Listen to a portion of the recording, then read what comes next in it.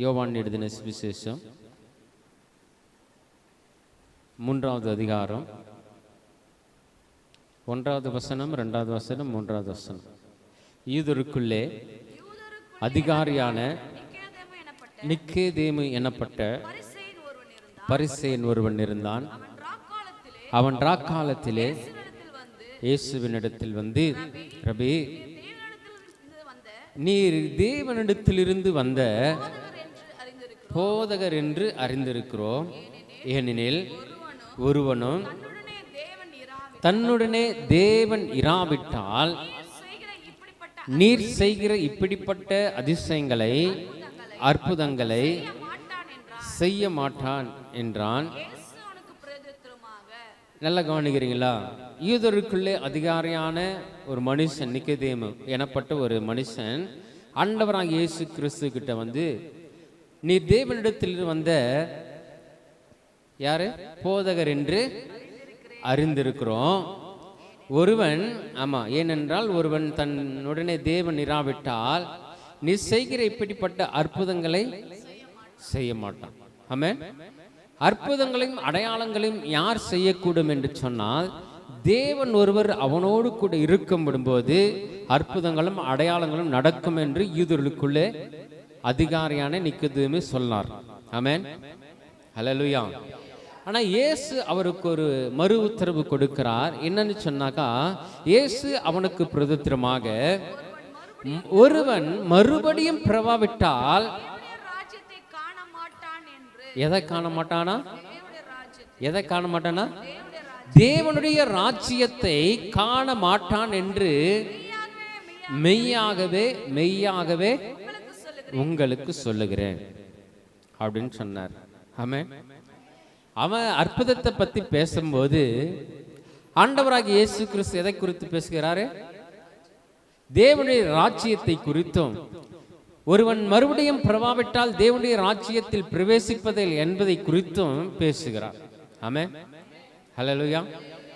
இன்றைக்கு நிறைய பேர் அற்புதங்களையும் அடையாளங்களையும் தேடிக்கொண்டு ஓடுகிற வேளையில கர்த்தர் இந்த வசனத்தை நமக்கு கொடுத்திருக்கிறார். ஒருவன் மறுபடியும் பிறவாவிட்டால், அதிசயமும் அற்புதம் நமக்கு தேவைதான், அற்புதங்கள் நமக்கு வேண்டுதான். ஆனாலும் அங்க ஆண்டவராக இயேசு கிறிஸ்து சொல்லுகிற ஒரு வார்த்தை என்ன வார்த்தைன்னு சொன்னால், ஒருவன் மறுபடியும் பிறவாவிட்டால் தேவனுடைய ராஜ்யத்தை காண மாட்டான். ஆமென். யாரா இருக்கலாம் தேவனுடைய ராஜ்யம் என்னன்னு தெரியும்? தேவனுடைய ராஜ்யம் என்ன? நாம இத்தனை வருஷமா போறோம், சபைக்கு போறோம், சபையில் கூட்டுறோம், கர்த்தரை ஆராதிக்கிறோம், போட்டுறோம், நிறைய பிரசங்கங்களை கேட்குறோம். செல்லை திறந்தாவே பிரசங்கம் தான், காலையிலேருந்து சாயந்தரம் வரைக்கும் பிரசங்கத்திலே இருக்கிறோம், அவருடைய பிரசன்னத்திலே இருக்கிறோம். யாருக்காவது தெரியுமா தேவனுடைய ராஜ்யம் என்றால் என்ன? அந்த ராஜ்யம் எப்படிப்பட்டது? ஏன்னா ஒருவன் மறுபடியும் பிறவாவிட்டால் எதை பார்க்க முடியாதான்? தேவனுடைய ராஜ்யத்தை பார்க்க முடியாது என்று சொல்லப்படும் போது, தேவனுடைய ராஜ்யம் என்றால் என்ன நமக்கு தெரியணும் இல்லையா? நம்ம கிறிஸ்துவலா இருக்கிறோம், 20 வருஷம் 30 வருஷம் சபைக்கு போறோம், சபையில கர்த்தருடைய நாமத்தை மகிமைப்படுத்துகிற அந்த நேரத்தில் யாராவது ஒருவர் வந்து தேவனுடைய ராஜ்யம் என்ன சொல்லுங்க பார்க்கலாம் அப்படின்னு சொன்னா நம்ம என்ன சொல்லுவோம்? சொல்லுங்க, என்னது?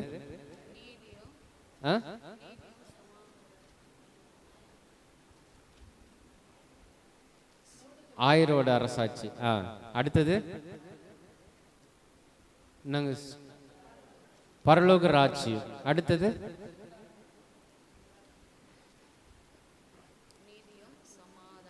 நான் சொல்றது வேதம் சொல்லுகிறது. என்னன்னு சொல்லுதுன்னா, தேவனுடைய ராஜ்யத்தை காண மாட்டான். ஒருவன் மறுபடியும் பிறவிட்டால் எதை பார்க்க மாட்டான்? தேவனுடைய ராஜ்யத்தை காண மாட்டான். அக்கா சொன்னாங்க பரலோக ராஜ்யம் சொல்லி. பரலோக ராஜ்யம் என்பதும் தேவனுடைய ராஜ்யம் என்பதும் ஒண்ணா? என்ன? பரலோக ராஜ்யம் என்பது வேற, தேவனுடைய ராஜ்யம் என்பது வேற. ஆமென். ஆண்டவராகிய இயேசு கிறிஸ்து சொன்னார், முதலாவது தேவனுடைய ராஜ்யத்தையும் அவருடைய நீதியையும் என்ன பண்ணுங்க? தேடுங்க. தேவனுடைய ராஜ்யத்தை தேட சொன்னவர் பரலோகத்தில் போய் பார்க்க சொன்னாரா அல்லது இங்கேயே தேட சொன்னாரா? ஏன்னா நமக்கு புரியணும். நான் கேள்வி கேட்டு எனக்கு தான் தெரியும் என்ற பெருமையை நான் பூசிக்கொள்ள விரும்பவில்லை. ஆமென். இந்த கேள்வி கேட்கப்படும் தான் நமக்கு யோசனைகள் உண்டாகும். சரி, இது எப்படி உண்டானது, இது எப்படி அப்படின்ற நமக்குள்ளாக என்ன பண்ணுவோம், யோசனைகள் வரும், நமக்குள்ளாக ஒரு கேள்விகள் வரும். அந்த கேள்வி வரும்போது தான் பதில் நமக்கு ஈஸியாக என்ன பண்ணோம், புரியும். ஆமென். ஏன்னா தேவனுடைய ராஜ்யத்தை காண முடியாது என்று சொன்னவர் முதலாவது தேவனுடைய ராஜ்யத்தையும் அவருடைய நீதியையும் தேடுங்கள் சொன்னார். அக்கா சொன்னது போல தேவனுடைய ராஜ்யம் பரலோக ராஜ்யமா இருந்தாலும் தேவனுக்குரிய ராஜ்யம் அங்க என்ன, தேவன் அரசாளுகிறார், ராஜ்யபாரம் பண்ணுகிறார் எங்க, பரலோகத்தில். ஆமென். ஆனா மத்தேயு எழுதின சுவிசேஷத்தில் சொல்லப்படுகிறது முதலாவது தேவனுடைய ராஜ்யத்தையும் அவருடைய நீதியையும் தேடுங்கள் சொல்லப்படுகிறது. அப்பொழுது இவைகள் எல்லாம் கொடுக்கப்படும் என்று சொல்லப்படுகிறது. இங்கே நாம எதை தேடினால் எது கிடைக்கும், எந்த ராஜ்யத்தை குறித்து தேட சொல்லுகிறார், எந்த ராஜ்யத்தை குறித்து மறுபடியும் நம்மை பிறக்க சொல்லுகிறார் என்பதை குறித்து நாம் என்ன பண்ணோம், கொஞ்சம் கவனிக்க வேண்டிய ஒரு காரியம். தேவனுடைய ராஜ்யம் என்பது உண்மையாகவே பரலோக ராஜ்யம். அது பிதா ஆளுகை செய்கிற ராஜ்யம். ஆமென். ரோமருக்கு எழுதின நிருபத்தில் சொல்லப்படுகிறது தேவனுடைய ராஜ்யம் என்பது புசிப்பும் அல்ல, குடிப்பும் அல்ல, அது நீதியும் சமாதானமும் பரிசுத்த ஆவியினால் உண்டாகும். அப்ப தேவனுடைய ராஜ்யம் என்பது எதை குறிக்கிறது, நீதியை குறிக்கிறது, சமாதானத்தை குறிக்கிறது, பரிசுத்த ஆவியினால் உண்டாகும். அது நமக்கு ஒரு சந்தோஷத்தை கொடுக்கிறது. தேவனுடைய ராஜ்யம் என்பது சந்தோஷத்தை கொடுக்கிறது, நீதியை கொடுப்பது, சமாதானத்தை கொடுப்பது, மகிழ்ச்சியை கொடுப்பது தேவனுடைய ராஜ்யம். ரோமருக்கு எழுதின நிருபம் 14வது அதிகாரம் 17வது வசனம். ஆமென். அந்த வசனத்தை குறித்துக் கொள்ளுங்கள். ஆமென். தேவனுடைய ராஜ்யம் என்பது எதை குறிக்கிறதா, ஒன்று பரலோக ராஜ்யத்தை குறிக்கிறது. தேவன் ஆளுகை செய்கிற ஒரு பரலோக ராஜ்யம் தான் தேவனுடைய ராஜ்யம். ஆமென். அதை குறிக்கிறது. இன்னொன்னு, தேவனுடைய ராஜ்யம் என்பது புசிப்பும் அல்ல, குடிப்பும் அல்ல, அது சாப்பிடுறது அல்ல, குடிக்கிறது அல்ல. அதற்கு மாறாக எதற்கு ஒப்பிடுகிறார் கர்த்தர், அது நீதியா இருக்கிறது, அது சமாதானமா இருக்கிறது, அது பரிசுத்த ஆவியினால் உண்டாகும் சந்தோஷமா இருக்கிறது. ஆமென். ஹல்லேலூயா. இரண்டாவது ராஜ்யம் இது. மூன்றாவது ஒரு ராஜ்யத்தை குறித்து சொல்லப்படுகிறது லூக்கா எழுதின சுவிசேஷம் 16வது அதிகாரம் என்று நினைக்கிறேன். 16வது அதிகாரம். ஏன்னா அதை குறித்து நான் பேச விரும்பல. ராஜ்யத்தை குறித்து உங்களுக்கு சொல்லிட்டு எப்படி மறுபடியும் மனிதன் என்ன பண்ணணும், பிறக்க வேண்டும் என்பதை குறித்து நாம் தியானிக்கலாம்.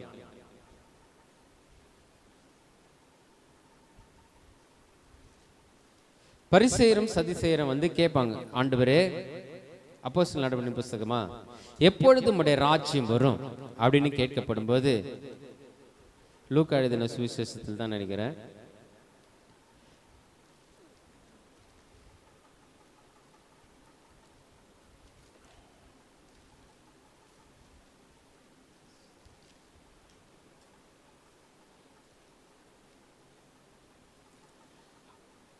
தேவனுடைய ராஜ்யம்.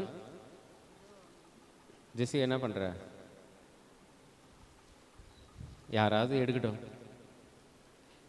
சொல்லட்டும் அப்படின்னு தானே. பரிசேயரும் சதிசேயரும் ஆண்டவராகிய இயேசு கிறிஸ்து கிட்ட கேட்பாங்க, ஆண்டவரே ராஜ்யம் எப்போது வரும் அப்படின்னு கேட்கப்படும்போது அது இடதுபுறமும் வலதுபுறமும் வராம அப்படின்ற வசனம் ஒரு இடத்துல இருக்கிறது.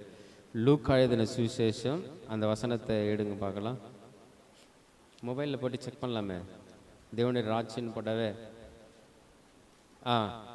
எந்த இடத்துல இருக்கு? லூக்கா எழுதின சுவிசேஷம் 17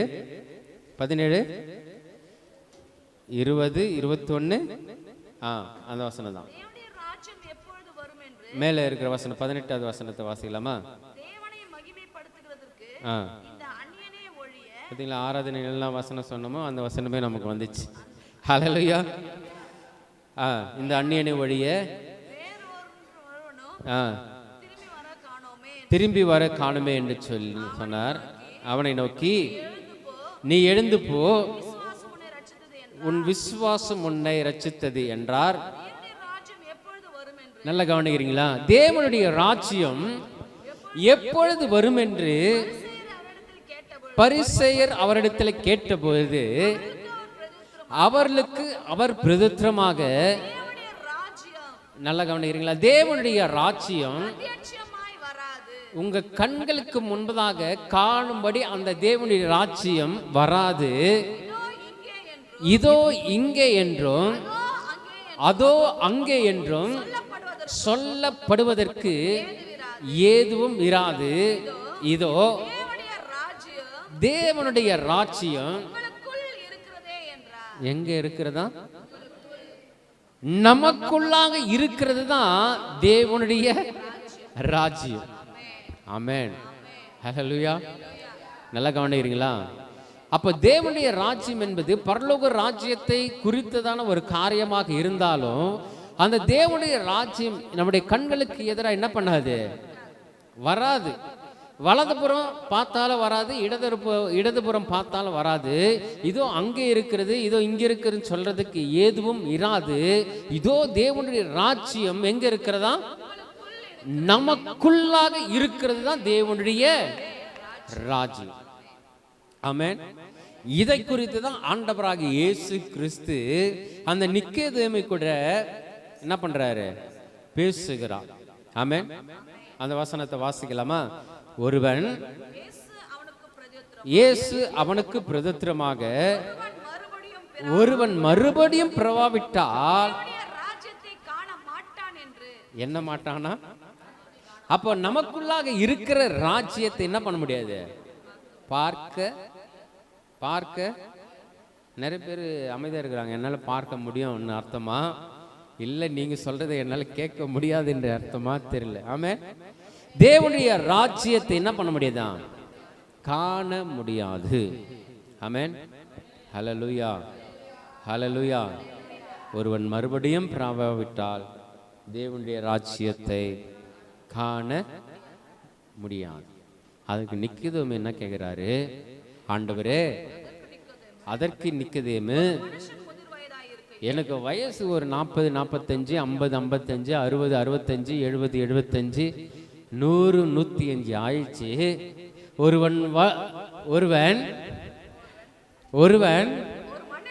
ஒரு மனுஷன் முதிர் வயதாய் இருக்கும் போது எப்படி பிறப்பான்? அவன் தன் தாயின் வயிற்றில் இரண்டாம் தரம் பிரவேசித்து பிறக்க கூடுமோ என்றான். ஆமென். அவன் கேட்கிற கேள்வி நல்ல கேள்வி தானே.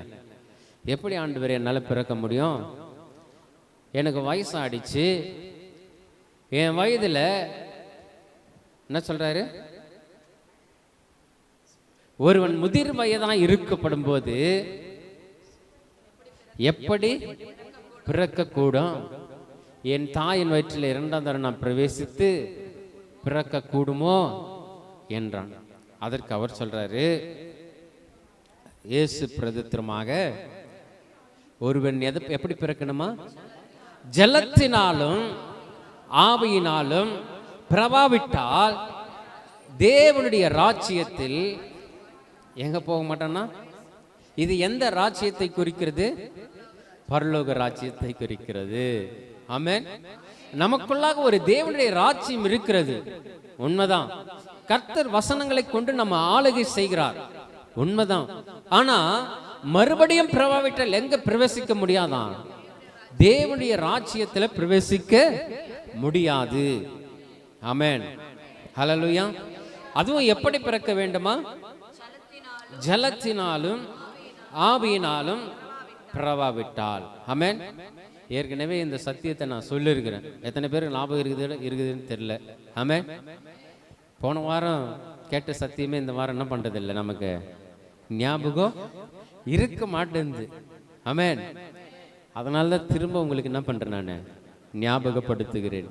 ஆமென், ஹல்லேலூயா. அப்ப தேவனுடைய ராஜ்யத்திற்கு நாம் மறுபடியும் என்ன பண்ணணுமா, பிறக்க வேண்டும். ஆமென். எப்படி பிறக்கணும்? ஜலத்தினாலும் ஆவியினாலும் பிறக்க வேண்டும். நல்லா கவனிச்சு பார்த்தீங்களா, ஒரு மனுஷனோ மனுஷியோ பிறக்கதற்கு 3 தேவைப்படுகிறது, 3 பொருட்கள் தேவைப்படுகிறது. எது தேவைப்படுகிறது? ஒன்று எது? தண்ணீர். இன்னொன்று காற்று. இன்னொன்று அனல், உஷ்ணம். ஆமென். ஒரு மனிதனுக்குள்ளாக இந்த 3 காரியமும் இருக்கும். காற்று இல்லாமல் ஒரு மனுஷனால என்ன பண்ண முடியாது, உயிர் வாழ முடியாது. தண்ணி இல்லாத ஒரு மனுஷனால என்ன பண்ண முடியாது, உயிர் வாழ முடியாது. 3வது, நம்முடைய உடம்புல உஷ்ணம் இல்லைன்னா என்ன பண்ண முடியாது, உயிர் வாழ முடியாது. நம்முடைய ரத்தமே எப்படி இருக்கும், சூடாக இருக்கும். அந்த ரத்தம் தான் என்ன பண்ணணும், நம்ம அந்த ரத்தமானது அதிக சூடானா ஜுரம் வரும். ஆமென். அப்போ அதிக குளிரானா,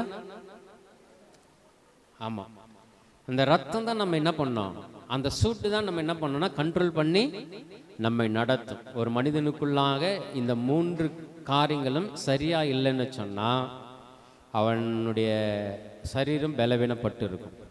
ஆமென். அவனுடைய சரீரம் பலவீனப்பட்டிருக்கும். நல்லா தண்ணி குடிக்கலைன்னா என்ன பண்ண முடியாது, உயிர் வாழ முடியாது. தண்ணியே குடிக்காம என்ன பண்ண முடியாது, ஒரு நாள் கூட இருக்க முடியாது. ஆமென். ஏன் என்று சொன்னால் ஒரு தாயின் வயிற்றிலே இந்த 3 காரியம் நடக்கும். ஆமென். ஒரு குழந்தை உருவாக்கப்படும் போது அந்த குழந்தை பிறப்பதற்கு, அந்த குழந்தை உருவாகுவதற்கு அந்த குழந்தையானது வயிற்றிலே 10 மாசம் இருக்க வேண்டும் என்று சொன்னால் அந்த தாயின் வயிற்றில் என்ன இருக்கிறதா, தண்ணீர் குடம்னு ஒன்று இருக்குது.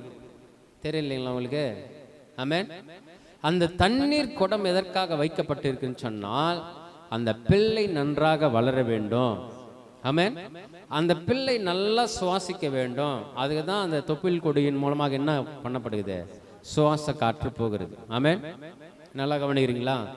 ஒருவன் தாயின் வயிற்றிலிருந்து பிறக்கும் போதே எதன் மூலமாக தான் பிறக்கிறான், தண்ணீரின் மூலமாக தான் பிறக்கிறான். கவனிக்கிறீங்களா? அது எந்த மனுஷனாக இருந்தாலும் சரி, இந்த உலகத்தில் பிறந்த ஆணாகட்டும் பெண்ணாகட்டும், அவர்கள் முதலாவது தாயின் கர்ப்பத்திலே அந்த பன்னீர் குடம்னு சொல்றாங்க இல்லையா, தண்ணீர் குடத்திலிருந்து மறுபடியும் என்ன பண்றான், பிறக்கிறான். ஆமென், ஹல்லேலூயா. அவன் பிறக்கப்படும் போது இங்க வேதம் சொல்கிறது, ஜலத்தினாலும் ஆவியினாலும் பிறவாவிட்டால். ஆமென். ஜலத்துல பிறந்திருக்கிற நாம மறுபடியும் நாம எதற்காக பிறக்க வேண்டும் என்று சொன்னால் மறுபடியும் தேவனுடைய ராஜ்யத்திற்குள்ளாக பிரவேசிக்க வேண்டும். ஆமென். நாம் பிறக்கும் போது இந்த பூமியில வாழ்வதற்குண்டான சரீரத்தோடு பிரகாசித்து என்ன பண்ணியிருக்கோம், பிரவேசித்து பிறந்திருக்கிறோம். இந்த பூமியில வாழ்வதற்குண்டான சரீரமும் காற்றும் அப்புறமா ஆத்மாவும் நமக்கு இருதயம் கொடுக்கப்பட்டிருக்கிறது. அதன் மூலமா நாம் வாழ்ந்து கொண்டு இருக்கிறோம். ஆனா இந்த உலகத்தை விட்டு தேவனுடைய ராஜ்யத்திற்கு போக வேண்டும், அந்த ராஜ்யத்திற்குள்ளாக பிரவேசிக்க வேண்டும் என்று சொன்னால் மறுபடியும் அதே ப்ராசஸ்ல நாம் பிறக்க வேண்டும். ஹல்லேலூயா. அதே போல தண்ணீரினால பிறக்கணும், ஆவியினால பிறக்கணும், சரீரத்தினால பிறக்கணும். இது எப்படி நடக்கும்? ஏன்னா ஆண்டவராகிய இயேசு கிறிஸ்து சொல்கிற ஒவ்வொரு வார்த்தையும் ஒவ்வொரு காரியங்களும் நாம் யோசித்து பார்க்க வேண்டிய ஒரு காரியமா இருக்குது. இந்த காரியத்தை நாம் புரிந்து கொண்டால்தான், இந்த காரியத்தை விளங்கி கொண்டால்தான் நாம் தேவனுடைய ராஜ்யத்திற்குள்ளாக எப்படி பிரவேசிக்க முடியும் என்பதை நம்மால் என்ன பண்ண முடியும், ஆமா, அறிந்து கொள்ள முடியும். நிறைய பேருக்கு டவுட்டா இருக்குதா? புரியுதுங்களா? நம்முடைய முதல் பிறப்பு தாயின் கர்ப்பத்திலிருந்து பிறக்கிறோம், தண்ணீர் மூலமாய் பிறக்கிறோம், காற்று நமக்கு கொடுக்கப்படுகிறது, சரீரம் உஷ்ணமா என்ன பண்ணுது, கொடுக்கப்படுகிறது. ஆமென். அதே போல ஆவிக்குரிய வாழ்க்கையிலும் நாம் கர்த்தருக்குள்ளாக வந்து ஞானஸ்தானம் எடுக்கப்படும் போது எதன் மூலமாய் ஞானஸ்தானம் எடுக்கிறோம், தண்ணீரில் முழுகி ஞானஸ்தானத்தை மறுபடியும் பிறக்கிறோம். அது பாவத்திற்கு நாம் மரித்து நீதிக்கு நாம் பிழைக்கத்தக்கதாக, நீதிக்கு நாம் உயிர்த்தெழுந்த பிள்ளையாக, ஜனங்களாய் நாம் என்ன பண்றோம்? மறுபடியும் பிறக்கிறோம். ஆமென், ஹல்லேலூயா. அப்போ ஜலத்தினாலே பிறக்கிறோம். எத்தனை பேர் ஞானஸ்தானம் எடுத்திருக்கிறாங்க? அப்ப மறுபடியும் பிறத்தல் என்பது எதை குறிக்கிறது? ஞானஸ்தானத்தை குறிக்கிறது. ஆவிக்குரிய அர்த்தத்துல ஞானஸ்தானத்தை குறிக்கிறது. ஆமென். உலகத்தின் காரியத்துல நாம் தாயின் வயிற்றிலிருந்து பிறந்திருக்கிறோம். ஆவிக்குரிய வாழ்க்கையில ஞானஸ்தானம் என்பது நாம் மறுபடியும் பிறப்பதற்கு ஒரு காரணமா இருக்கிறது. ஆமென். மறுபடியும் தண்ணீரில் முழுகி ஆண்டவராக இயேசு கிறிஸ்து போல நாம் அடக்கம் பண்ணப்பட்டு அவர் நமக்காக சிந்தின ரத்தத்தின் மூலமாக நாம் மறுபடியும் என்ன பண்றோம்? உயிர்த்தெழுந்து வருகிறோம். ஆமென். இந்த உயிர்த்தெழுதல் தான் முதலாவது உயிர்த்தெழுதல். ஹல்லேலூயா. பாவத்திற்கு நாம் மரித்து நீதிக்கு நாம் பிழைத்து கர்த்தருடைய சமூகத்தில் வந்து கூடி கர்த்தரை ஆராதித்து கொண்டிருக்கிறோம். ஹல்லேலூயா. அதனால தான் எபேசியருக்கு நிருபத்தில் சொல்லப்படுகிறது, 2வது அதிகாரம் 1வது வசனம், 2வது வசனம், 3வது வசனம். அக்கிரமங்களினாலும் பாவங்களினாலும் மரித்தவர்களாய் இருந்த நம்மை எங்க உயிர்ப்பித்தார். அவைகளில் நீங்கள் முற்காலத்திலே உலக வழக்கத்தின் ஏற்றபடியாகவும் கீழ்ப்படியாமின் பிள்ளைகளிடத்தில்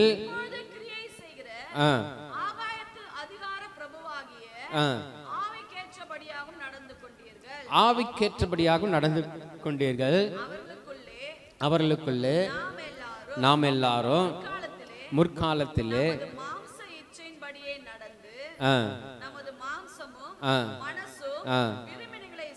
நல்ல கவனிக்கிறீங்களா? அங்க நம்முடைய மாம்சமும் நம்முடைய மனதும் விரும்பினவைகளை செய்து சுபாவத்தினாலே மற்றவர்களை போல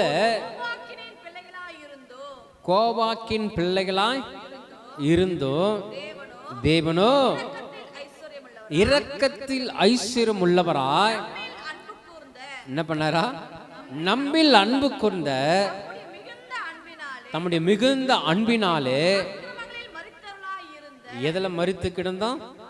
அக்கிரமங்களில் மரித்து கிடந்த நம்மை கிறிஸ்துவுடனே கூட உயிர்ப்பிக்கிறார். அல்லேலூயா. ஆனா இந்த ஞானஸ்தானத்தை குறித்து அநேகருக்கு இந்த உணர்வு என்ன பண்ணல, இல்லை. நாம் மறுபடியும் பிறந்திருக்கிறோம் என்ற உணர்வு அவர்களுக்குள்ளாக இல்லை. மறுபடியும் பழைய குருளி, ஆமா, அதே காரியத்தில் நாம் வாழ்ந்து கொண்டிருக்கிறோமே தவிர, வேதம் சொல்லுகிறது நீங்களும் நானும் தேவனுடைய ராஜ்யத்திற்குள்ளாக பிரவேசிக்க வேண்டும் என்று சொன்னால் மறுபடியும் என்ன பண்ணணுமா? பிறக்கணும். அதை தான் எபேசியருக்கு நிருபத்தில் சொல்றாரு. நீங்கள் அக்கிரமங்களினாலும் பாவங்களினாலும் மரித்து இருந்தீர்கள். அவர் நம்ம என்ன பண்ணாராம்? கிறிஸ்துவனே கூட உயிர்ப்பிக்கிறார். இது யாருக்கு புரியும் சொன்னா யாருக்கு புரியாது? 1 கொரிந்தியர் நிருபத்தில் 2வது அதிகாரம் 14வது வசனத்தில் சொல்லப்படுகிறது. 1 கொரிந்தியர் 2வது அதிகாரம் 14வது வசனத்தில் சொல்லப்படுகிறது, ஜென்ம சுபாவமான மனுஷனோ தேவனுடைய ஆவிக்குரியவைகளை ஏற்றுக்கொள்ள மாட்டான். ஆமென். தேவனுடைய ஆவிக்குரியவைகளை ஏற்றுக்கொள்ள மாட்டான். அவைகள் அவனுக்கு என்னவா இருக்கிறதா? பைத்தியமாக தோன்றும். அவைகள் ஆவிக்கேற்ற பிரகாரமாய் ஆராய்ந்து நிதானிக்கப்படுகிறவர்கள் ஆகியால் அவைகளை அறியவும் என்ன பண்ண மாட்டான்? அறிய மாட்டான். மறுபடியும் பிறக்கிறது குறித்து அவன் யோசிக்க மாட்டான், சிந்திக்க மாட்டான். ஏன்னா அவன் என்ன எதுல இருக்கிறான்? ஜென்ம சுபாவத்தில் இருக்கிறான். எல்லாரும் இங்க தானே இருக்குங்க. ஆனா ஆவிக்குரியவர்கள், ஆவிக்குரிய வார்த்தையில் இருக்கிறவங்க, மாம்சத்தில் இருந்து ஆவிக்குரிய வாழ்க்கையில வாழ்ந்து கொண்டிருக்கிற நமக்கு இது என்னன்னு புரியும். ஆமென், ஹல்லேலூயா. அப்ப எப்படி நாம பிறக்க வேண்டும்? ஜலத்தின் மூலமாக, ஞானஸ்தானத்தின் மூலமாக மறுபடியும் நாம் என்ன பண்ணோம்? இது ஆவிக்குரிய வாழ்க்கை. ஆமென், ஹல்லேலூயா. ஆனால் தான் எபேசியர் நிருபத்தில் 5வது அதிகாரத்தில் 26வது வசனத்தில் வாசிக்கப்படும்போது அந்த தாம் அதை திரு வசனத்தை கொண்டு தண்ணீர் முழுக்கினால் என்ன பண்ணணுமா? இன்னைக்கு நிறைய சுத்திகரிப்பு கூட்டத்தை பார்க்குறோம். நிறைய சுத்திகரிப்பு கூட்டத்துக்கு போனாலும் சுத்திகரிப்பு கூட்டம் எதற்காக வைக்கப்படுகிறது என்பதை தெரியாம என்ன பண்றாங்க? சுத்திகரிப்பு கூட்டத்துக்கு போறாங்க. எதற்காக அந்த சுத்திகரிப்பு கூட்டம்? தன்னைத்தானே சுத்திகரித்துக் கொள்வதற்காக.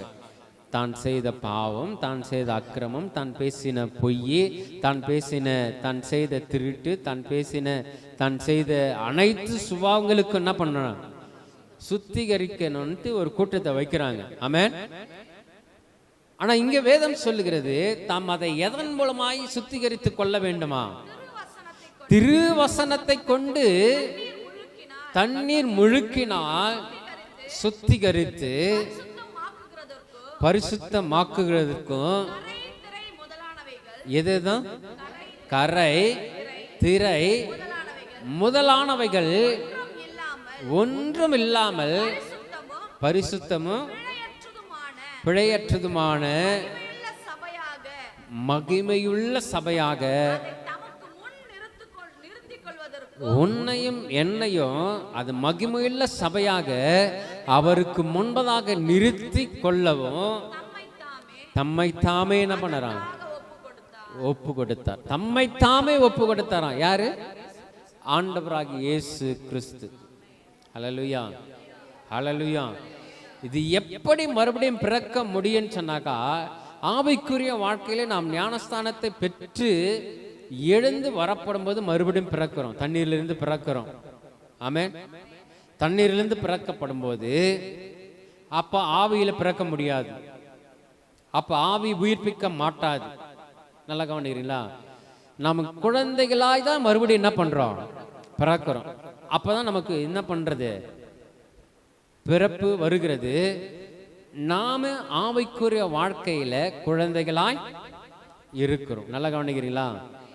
என்னதான் நம்ம சத்தியத்தை கேட்டாலும், என்னதான் நம்ம சத்தியத்திற்குள்ளாக வளர்ந்தாலும், இந்த ஞானஸ்தானத்தை எடுக்கப்படும் போதுதான் முதலாவது குழந்தையா என்ன பண்றோம்? நாம் மாறுகிறோம். அந்த குழந்தையானது வரப்படும் போது, பிறந்து வரப்படும் போது, அந்த குழந்தை எங்க வரணும்? சபைக்கு வரணும். அந்த குழந்தை சபைக்கு வரப்படும் போது அந்த குழந்தை எப்படி சுத்திகரிக்கப்படும் சொன்னா, திருவசனத்தை கொண்டு, வசனங்களை போதிக்க போதிக்க போதிக்க, வசனத்தை கேட்க கேட்க கேட்க, அந்த வசனமானது அவர்களுக்குள்ளாக என்ன பண்ணும்?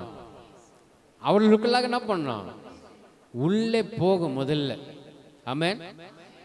செவியின் வழியாக, கண்களின் வழியாக, வாயின் வழியாக என்ன பண்ணோம்? உள்ள போய் உள்ள அந்த வசனம் உட்கார்ந்து அதுக்கப்புறமா கொஞ்சம் கொஞ்சமா என்ன பண்ணோம்? சுத்திகரித்து கொண்டிருக்கும். கொஞ்சம் கொஞ்சமா சுத்திகரிக்க சுத்திகரிக்க சுத்திகரிக்க அந்த பிள்ளை ஆவிக்குரிய வாழ்க்கையில வளர தொடங்குகிறது. ஆமென். அந்த பிள்ளை வேற யாரும் இல்லை, நீங்களும் நானும் தான். ஹல்லேலூயா. அந்த பிள்ளையானவன் வளரப்படும்போது ஆவிக்குரிய வாழ்க்கையில வளர வளர வளர ஆவிக்குரிய ரகசியங்களை கற்றுக்கொள்கிறான். ஆமென். இது எப்படி நீங்க சொல்றீங்க பிரதர்? இந்த வசனம் எனக்குள்ளாக எப்படி கிரியை செய்யும் அப்படின்னு நீங்க யோசிக்கிறீங்களா, நினைக்கிறீங்களான்னு சொன்னாக்கா, யோவான் எழுதின சுவிசேஷம் 6வது அதிகாரத்தில் 63வது வசனம் 64வது வசனத்தில் வாசிக்கப்படும் போது, 6வது அதிகாரம் 63வது வசனம் 60 மேல இருக்கிற வசனத்தை வாசிக்கலாம். 62வது, மனுஷகுமாரன் தாம் முன்னிருந்த இடத்திற்கு ஏறி போகிறதை நீங்கள் காண்பீர்களானால் எப்படி இருக்கும்? நல்லா கவனிக்கிறீங்களா? தாம் முன்னிருந்த இடத்துக்கு என்ன பண்றா? திரும்பி ஏறி போனால் எப்படி இருக்கும்? ஆவியே உயிர்ப்பிக்கிறதாம். நல்லா கவனிக்கிறீங்களா? ஒரு மனுஷன் ஆவிக்குள்ளாக பிறக்க வேண்டும் என்று சொன்னால், ஏன்னா இன்னைக்கு கேட்கலன்னா வேற என்னைக்கு என்ன பண்ண முடியாது நம்மளால. ஆமா, திரும்ப உன்னதோட என்ன பண்ண முடியாது? கர்த்தருக்கு சித்தமானால் நம்ம போதித்து கொண்டே இருப்போம்னு நினச்சிங்களேன். ஆனால் இந்த வசனத்தை இன்றைக்கு கேட்பது நமக்கு நலமானது. காலங்கள் நம்ம விட்டு போயிடும் இல்லையா? இந்த நேரத்தை நாம் பிடித்து கொள்ளணும் என்று இல்லையா? இந்த நேரத்துக்குள்ளாக நம்ம கர்த்தர் நம்ம வழிநடத்த வேண்டும் இல்லையாவா? அதனால ஆவியே என்ன பண்ணுதான்? உயிர்ப்பிக்கிறது. மாம்சமானது ஒன்றுக்கும் உதவாது. மாம்சத்தில் பிறந்த மனுஷன் எதற்கும் என்ன பண்ண மாட்டான்? உதவ மாட்டான். ஆனா ஆவி என்ன பண்ணுமா? உயிர்ப்பிக்கமா. மாம்சமானது ஒன்றுக்குமே உதவாதான். நான் உங்களுக்கு சொல்லுகிற என்னவா? எல்லாரும் சொல்லுங்க, என்னவா? வசனங்கள் என்னவா இருக்கிறதா? அப்போ வசனம் தான் ஆவியின் மூலமா ஒரு மனிதன் என்ன பண்ணுவதான்? என்ன பண்ணுது? பிறக்க வைக்கிறது. ஒரு ஞானஸ்தானத்தின் மூலமாய் பிறக்கிறான் இல்லையா? ஒரு பிறந்த உடனே சபைக்குள்ளாக வரும்போது திருவசனத்தை கேட்க கேட்க, திருவசனத்தை கவனிக்க கவனிக்க, அந்த திருவசனம் என்னமாய் இருக்குன்னு சொன்னால், நான் சொல்லுகிற வசனங்கள் என்னவாய் மாறுது? ஆவியாய் மாறுது, ஜீவனாய் மாறுது. அந்த ஆவியும் ஜீவனும் மனிதனுடைய செவிக்குள்ளாக போய் உட்கார்ந்து அவனை உயிர்ப்பிக்கிறது. ஆமென். நான் சொல்கிற வசனங்களே ஆவியாயும் ஜீவனமாயும் இருக்கிறது. ஆகிலும் உங்களில் விசுவாசியாதவர்கள் சிலர் என்ன பண்ணா இருக்கிறாங்க. ஆமென். நல்லா கவனிக்கிறீங்களா? அப்போ ஆவிக்குரிய உயிர்ப்பிக்குதல், உயிர்த்தெழுதல் எங்க நடைபெறும் சொன்னா சபைக்குள்ளாக என்ன பண்ணுதான்? நடைபெறுகிறது. ஆமென். ஆனால் தான் ஏன் சபைக்கு வாங்க, சர்ச்சுக்கு வாங்க, வசனத்தை கேளுங்க, ஆராதனை செய்யுங்க, நல்லா துதிங்க, நல்லா கர்த்தரை பாடுங்க. எதுக்கு சொல்றாங்க? இவங்களுக்கு வேற வேலையே இல்லை. இவங்களுக்கு என்னதான் வேலை? ஆமா, முன்னாடி நின்றுங்கன்னு பாடுன்னு சொல்ல வேண்டியது, துதின்னு சொல்ல வேண்டியது, நல்லா கம்பீரமா பாடுன்னு சொல்ல வேண்டியது, நல்லா கையை தட்டுது. இவங்களுக்கு வேற வேலையே இல்லை அப்படின்னு நம்ம நினைக்க கூடாது. அதற்கு மாறா நம்முடைய ஆவிக்குரிய வாழ்க்கையில நாம் ஆவியில உயிர்ப்பிக்கப்பட வேண்டும். அதுக்கு தான் சபைக்கு வாங்க. அதற்கு தான் கர்த்தரை என்ன பண்ணுங்க? கர்த்தரை ஆராதிங்க. ஆமென். அப்போ ஆவியானது நாம் பேசுகிற ஒவ்வொரு வார்த்தைக்கும் என்ன உண்டு? ஜீவன் உண்டு. நாம் பேசுகிற வார்த்தை ஒரு மனிதன் என்ன பண்ணுமா? உயிர்ப்பிக்கும். அதற்கு மாறா தேவையில்லாத வார்த்தைகளை கேட்டோம்னா என்ன வரும்? பிபி வரும், சுகர் வரும், கோபம் வரும், வருத்தம் வரும். என்ன இந்த பையன் என்ன பண்ணிட்டான்? இப்படி பேசிட்டான் பிரதர். நான் பெத்த பிள்ளையே என்ன பண்ணிட்டான்? என்னை பார்த்து இப்படி சொல்லிட்டானே, இப்படி பேசிட்டாலே. என் கூட பிறந்த அக்கா தங்கச்சிங்களே என்ன பண்றாங்க? என்ன இப்படி பேசுறாங்களே. என் கட்டின புருஷனே என்ன பண்ணிட்டான்? இதுமாரி என்னை தூற்றுறானே. அந்த தேவையில்லாத வார்த்தைகள் நம்முடைய இருதயத்தில் வச்சோமானா அந்த வார்த்தை நமக்கு வருத்தத்தை உண்டு பண்ணும்.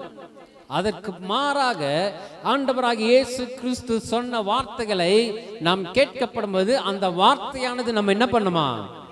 உயிர்ப்பிக்கிறது. அது நம்மை எடுத்து நிறுத்துகிறது. அது எடுத்து நிறுத்தியது மாத்திரமல்ல, அவருக்கு முன்பதாக நடக்க செய்கிறது. ஆமென். அப்ப ஆவியில பிறந்தவன் எப்படி இருக்க மாட்டான்? மாம்சத்துக்குரியவளை சிந்திக்க மாட்டான். ஆமென். மாம்ச சிந்தை மரணம், ஆவியின் சிந்தையோ ஜீவனும் சமாதானமும் உள்ளவைதான். ஆமென். அப்போ நீங்களும் நானும் எப்படி நடந்திருக்கிறோம், எப்படி பிறந்திருக்கிறோம், எப்படி வாழ்கிறோம் என்பது ரொம்ப முக்கியம். ஆமென். ரொம்ப ரொம்ப முக்கியம். நான் சபைக்கு போறேன்னு சொல்லி குடும்பத்தில் பிரச்சனை இருந்தால் நம்மை நாமே நிதானித்து சோதித்தறிந்து, நான் மறுபடியும் பிறந்திருக்கிறேனா, அல்லது என் பிறப்பிலே எங்காவது ஊனம் இருக்கிறதா, என் கண்ணு தெரியாம இருக்கிறதா, குருடாய் பிறந்திருக்கிறேனா, ஏன்னா வசனத்தை பார்க்க கூடாதபடிக்கு என் கண்கள் குருடாய் இருக்கிறதா, அல்லது வசனத்தின்படி நடக்காமல் என் கால் முடமாய் இருக்கிறதா, அல்லது வசனத்திற்கு செவி கொடுக்காமல் என் செவி செவிடாய் மாறி இருக்கிறதா. கொஞ்சம் நம்மை நாமே நிதானித்து என்ன பண்ணோம்? சோதிக்கிற பிள்ளைகளா இருக்கணும். ஆவிக்குரிய வாழ்க்கையில் நாம் எப்படி பிறந்திருக்கிறோம், ஆவிக்குரிய வாழ்க்கையில் நாம் எந்த அளவுக்கு வளர்ந்திருக்கிறோம். காலத்தை பார்த்தால் போதகராக இருக்க வேண்டிய நீங்கள் இன்னும் பாலை உண்கிற குழந்தையாகவே என்ன பண்றீங்க? நம்மை குறித்து வேதம் சொல்லாதபடிக்கு வேதம் நம்மை குறித்து போதிக்கிறது. எனக்கு எத்தனை பேர் குழந்தைகளா இருக்கிறோம் ஆவிக்குரிய வாழ்க்கையில? அதுக்கு நாம் என்ன பண்ணணும்? கர்த்தருடைய வார்த்தைக்கு செவி கொடுக்கிறவளா இருக்கணும். அந்த வார்த்தை தான் நம்ம உயிர்ப்பிக்கும், அந்த வசனம் தான் நம்ம உயிர்ப்பிக்கும், அந்த சத்தியம் தான் நம்ம எடுத்து நிறுத்தும். ஆமென். அதனால தான் ஆண்டவராக இயேசு கிறிஸ்து ஆராதித்த சங்கீதக்காரன் சொல்றான், கர்த்தருடைய வேதத்தில் என்ன பண்ணுங்க, இரவும் பகலும் தியானமா இருக்கிற மனுஷன் பாக்கியவான். அவன் நீர்க்கால்களின் ஓரமாய் நடப்பட்டு தன் காலத்திலே தன் கனியை தந்து இலையுதிராது இருக்கிற மரத்தை போல் இருப்பான். அவன் செய்கிற ஒவ்வொரு காரியம் வாய்க்கும். இன்றைக்கு நான் எந்த காரியத்தில் கை வச்சாலும் அந்த காரியம் என்ன பண்ண மாட்டேங்குது, வாய்க்க மாட்டேங்குது. நான் எதை பேசினாலும் அந்த காரியம் என்ன பண்ண மாட்டேங்குது, துளங்கவே மாட்டேங்குது. எத்தனை பேர் பேசி கேட்டு இருக்கிறோம். ஆனால் கிறிஸ்துவை ஏற்றுக்கொண்டவர்களுக்கு ஒரு வழி உண்டு. கர்த்தருடைய வேதத்தில் இரவும் பகலும் தியானமாக இருக்கிற மனுஷன் பாக்கியவான். அவன் எப்படி வாழ்வானா? நீர்க்கால்களுமாய் ஓரப்பட்ட மரத்தை போல செழிப்பாயிருப்பான். நீர்க்கால்கள் ஓரமாய் நடப்பட்டு தன் காலத்திலே கனியை தருகிற மரத்தை போல இருப்பான். அவன் செய்கிற காரியம் எல்லாமே என்ன பண்ணப்படுமா, வாய்க்கும். நாம் செய்கிற காரியத்தில் ஒரு காரியம் தடையாக இருக்கிறதா? நாம் செய்கிற காரியம் தொட்ட காரியம், மற்றவங்க சொல்லுங்களேன், தொட்ட காரியம் தொடங்கலை, கை வச்ச காரியம் விலங்கலை சொல்லுவாங்க இல்லையா? ஆனா கிறிஸ்துவை ஏற்றுக்கொண்ட ஒவ்வொருவருக்கும் தொட்ட காரியம் தொடங்கும், கை வச்ச காரியம் விளங்கும். ஆமென். ஏன்னா கர்த்தரே நம்மோடு கூட இருக்கிறார். கர்த்தருடைய வசனங்கள் ஆவியாயும் ஜீவனமாயும் நம்ம என்ன பண்ணுதான், உயிர்ப்பித்து கொண்டு இருக்கிறது. ஒவ்வொரு நாளும் நம்மை சுத்திகரித்து கொண்டு இருக்கிறது. அதற்கு ஆவியானவர் என்ன பண்றாரு, நமக்கு உதவி செய்யறாரு. இந்த வசனம் இப்படி சொல்லப்படுகிறது. இன்னைக்கு தானே சத்தியத்தை கேட்ட, அதுக்குள்ள வீட்டில் வந்து என்ன பண்ற, சண்டை போடுறிய அப்படின்னு பிள்ளைகளே நம்ம கேட்கிற காலத்தில் இருக்கிறோம். பிள்ளைகள் அதாவது பெற்றோர்கள் பிள்ளைகளை வளர்க்கணுமா அல்லது பிள்ளைகள் பெற்றோரை வளர்க்கணுமான்னு தெரியல. அந்த காலகட்டத்தில் நம்ம வாழ்ந்து கொண்டு இருக்கிறோம். ஆமென். ஹல்லேலூயா. நம்முடைய வாழ்க்கையில நாம் மறுபடியும் பிறக்க வேண்டும் என்று சொன்னால் தண்ணியில மாத்திரமல்ல ஆவியினாலும் பிறக்க. ஆனால் தான் ஆண்டவராக இயேசு கிறிஸ்து ஒருவன் ஜலத்தினாலும் ஆவியினாலும் பிரவாவிட்டால், இந்த ஆவியினாலே பிரவாவிட்டால் எங்க போக முடியாதான், தேவனுடைய ராஜ்யத்தில் பிரவேசிக்க முடியாது. நல்லா கவனிச்சுக்கொள்ளுங்க. நான் தினந்தோறும் சபைக்கு வரேன், ஆராதிக்கிறேன் சொல்லியும் கர்த்தருடைய வார்த்தைக்கு செவி சாக்காம, கர்த்தருடைய வார்த்தைக்கு நாம் செவியை கொடுத்து அதை உணர்ந்து அதன்படி நடக்காம நம்முடைய இஷ்டத்தின் போக்கில நான் வாழ்ந்தோமானால் வாழ்ந்து கொண்டிருக்கிற வாழ்க்கைக்கு அர்த்தமே இல்லை. ஆமென். ஒருவேளை கர்த்தர் நம்மை நடத்தினால், நம்மை உயிர்ப்பித்தால், நம்மை உயிர்ப்பித்து நடத்துகிறார்னு சொன்னால் நாம் மற்றவர்களுக்கு முன்னதாக எப்படியாய் வாழ்வோம், சாட்சிகளாய் வாழ்வோம். ஆமென். ஹல்லேலூயா, ஹல்லேலூயா. அந்த வாழ்க்கைக்கு எது தேவை? வசனம் தேவை. ஆமென். அதனால தான் தீத்துவில சொல்றாரு, 3வது அதிகாரம் 5வது வசனத்தில் சொல்றாரு, அவர் எப்படி ரட்சிக்கிறாரு, அவர் எப்படி நம்மை மறுபடியும் உயிர்ப்பிக்கிறாரு, அவர் எப்படி நம்மை மறுபடியும் என்ன பண்றாரு, உயிர்ப்பித்து ஆவியில மீண்டுமாய் உயிர்ப்பிக்கிறான்னு சொன்னால் நாம் செய்த நீதியின் கிரியைகளின் நிமித்தம் அவர் நம்மை என்ன பண்ணல, அவர் நம்ம என்ன பண்ணல, அவர் நம்மை ரட்சிக்காமல் அவருடைய இரக்கத்தின்படியே என்னவாது, மறு ஜென்ம முழுக்கினாலும் பரிசுத்த ஆவியினுடைய புதிதாக்குதலினாலும் நம்ம என்ன பண்றாராம், அப்போ நாம் செய்த நீதி நிமித்தம் நம்மை ரட்சித்து உயிர்ப்பிக்கவில்லை, அவர் செய்த இரக்கத்தின் பிரகாரம். ஆமென். அங்க 2 காரியங்கள் சொல்லப்படுகிறது. மறு ஜென்ம முழுக்கினாலும் பரிசுத்த ஆவியானுடைய அல்லது ஆவியினாலே புதிதாக்குறதுனால, அந்த வார்த்தையில ஆவியானவர் அந்த வார்த்தை கொண்டு நம்மை கண்டித்து உணர்த்தி நடத்துகிறதுனால நாம் என்ன பண்றோம்? ரட்சிக்கப்படுவோம்.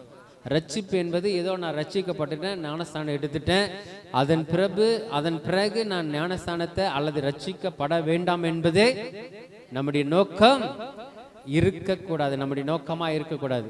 அனுதினமும் ரட்சிப்பு, அனுதினமும் விடுவிப்பு, அனுதினமும் மறுபிறப்பு, ஆவியினால் பிறந்திருந்து கொண்டே என்ன பண்ணுமா இருக்கிறவளாய் இருக்கணும் நாம. ஆமென்.